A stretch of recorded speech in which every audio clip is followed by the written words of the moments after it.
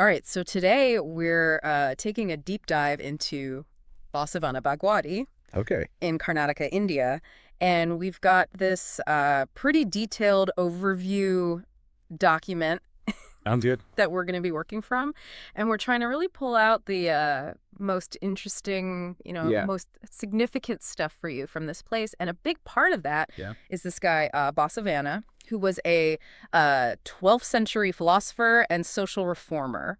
And this is his birthplace. Oh, wow. Okay, so right off the bat, the name Basavana Bagewadi Yeah. really kind of tells you a lot, right?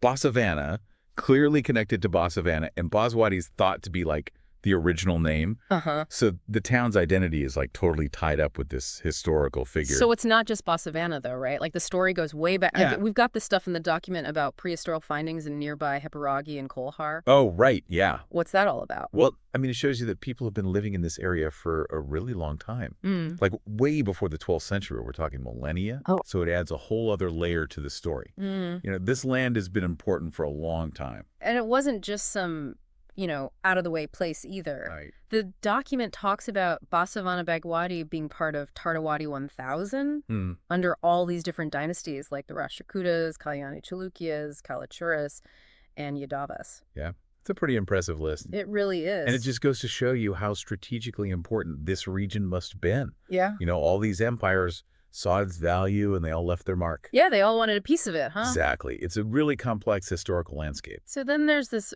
Basavara temple dedicated to Lord Shiva. Right. That was built in the 11th century by the Chalukyas. So that's before Basavana. What does that tell us about the area before he came along? Well, it means that Basavana Bagewadi was already a place with a strong religious significance. Okay. Even before Basavana came along, there was this cultural and religious framework already in place. Yeah. And that's really important to understand because it sets the stage for his later reforms. Yeah. Okay, so speaking of those reforms, that's kind of what makes this place stand out. For sure. Basavana was born in 1131 CE and became a major player in the Bhakti movement. Right? Can you remind us what the Bhakti movement was all about? At its heart, it was all about this idea of personal devotion to a deity.